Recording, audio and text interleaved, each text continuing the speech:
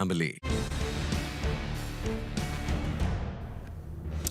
The global and the Indian macros appear to be changing for the better. Overnight, the US December CPI fell by 0.1% from the November level, which of course was on expected lines. The India December CPI came in lower than street expectations.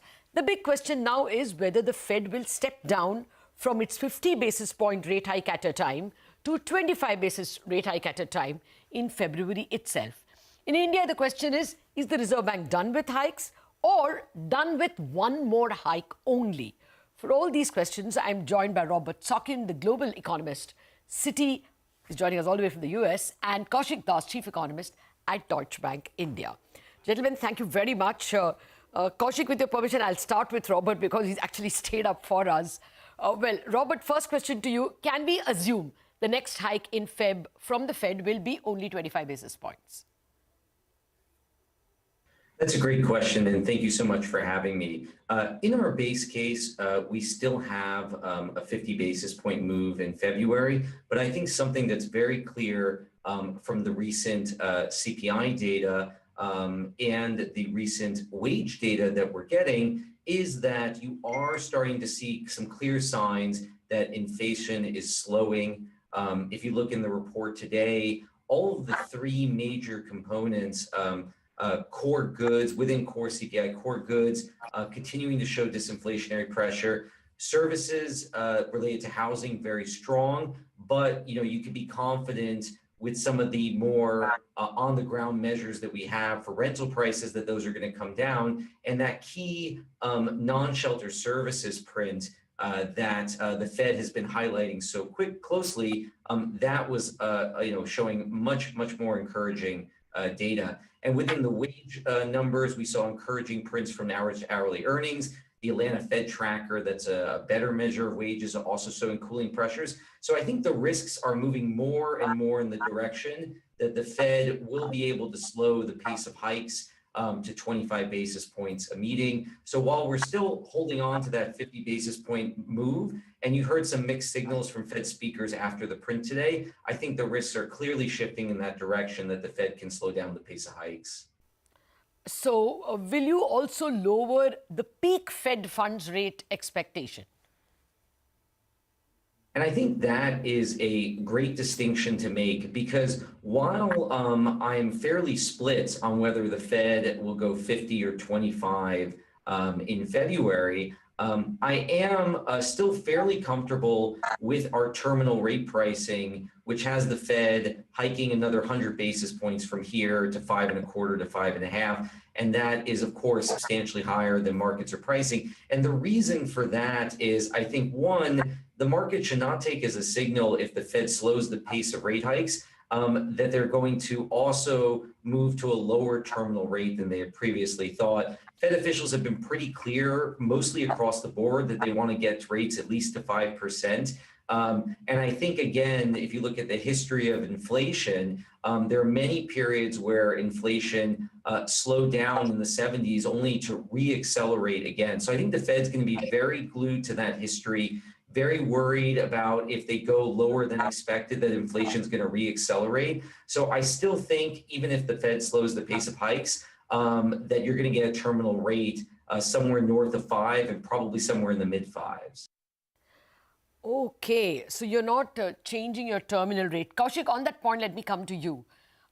If the Fed is going to keep the accelerator on the brakes on and continue with rate hikes, what do you think is going to be the Reserve Bank's response with the inflation coming lower than expected?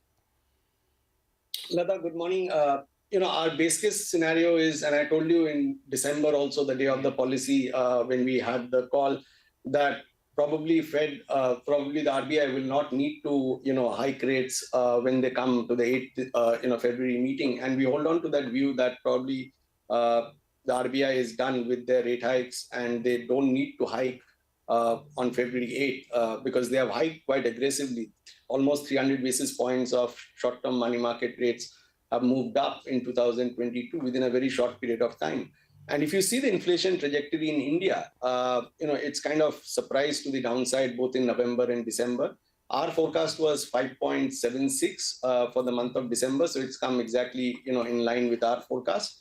But the reality is that October-December CPI average has been 6.1, RBI had 6.6, so inflation is tracking 50 basis points below RBI's forecast.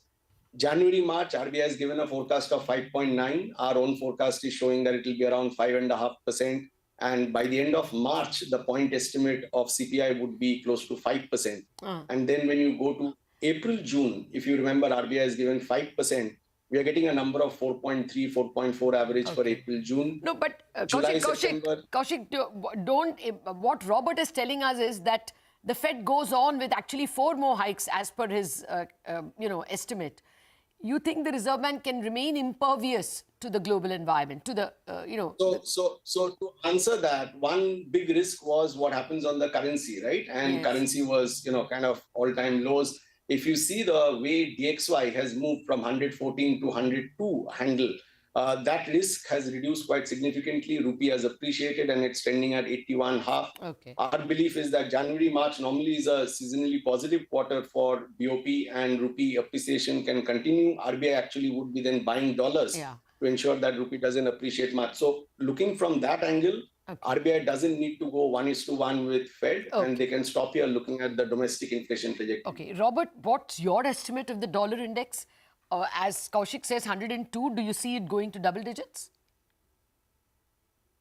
I think right now, we probably are past the peak strength dollar levels that we saw. Maybe you can get a little bit of additional strength in the near term is if we're right, then markets start to price in a higher terminal rate for the Fed. But even then, I would only expect any increase from here to be fairly marginal. And we do expect that once you get to kind of that terminal rate and the US economy likely weakens further and starts to go into recession later this year, that's still our base case. I think the probability of a soft landing has increased, but it's still our base case. The US falls into recession later this year. You're going to see that dollar strength come off even more. And so we do expect after the first quarter of this year, the dollar is going to start to gradually depreciate over the next several years. So I think we're probably past peak dollar at this point. Okay, you alluded to recession. How soft or deep is recession going to be, Robert? Yeah, so we still hold that the U.S. is going to go into a recession later this year. We have it in the second half. The story there is really that the amount of Fed tightening that they've done is going to bite later this year. And that's really what's going to pull the economy into recession. But it's going to be a fairly shallow recession.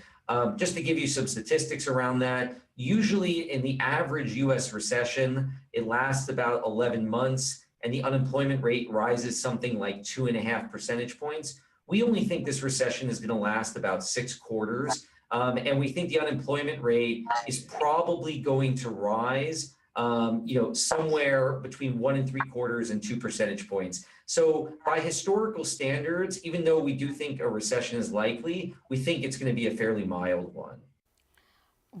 Kaushik, on that point, if China is opening up, and the US recession is likely to be milder than maybe some people think.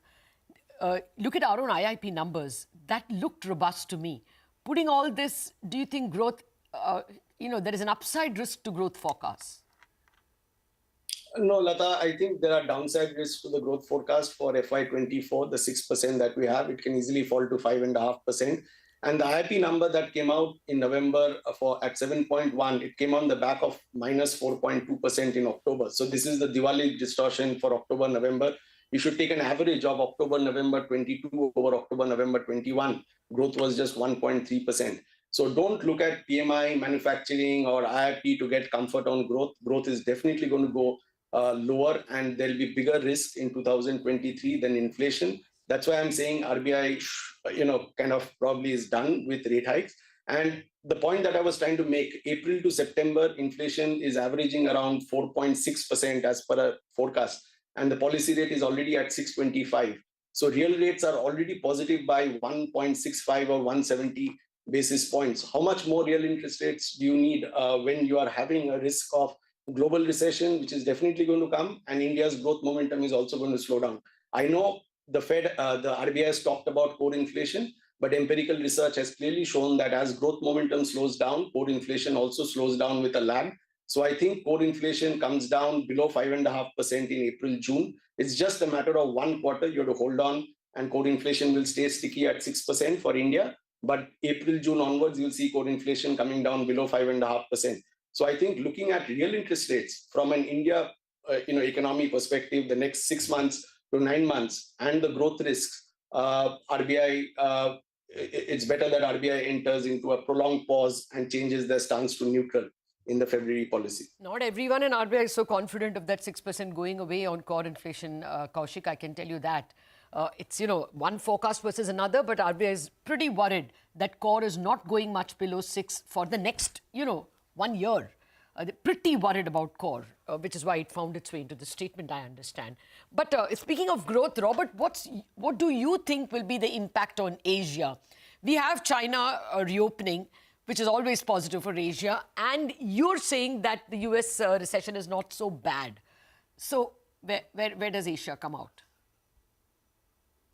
I think for Asia, I would highlight 2 points. One, even going into this year, we thought Asia and many Asian economies were going to be the bright spot in the global economy. We thought China was going to reaccelerate. We have fairly strong growth for India, Indonesia. So even if you looked around the world at the end of last year, it was really Asia that was the strong point for the global economy. I think that story is even more true today because a lot of the very bearish risks that we were looking at the end of last year are starting to improve. So as I said, even though for the US we still have a recession, I think the probability of a soft landing has gone up, even though it's not the base case.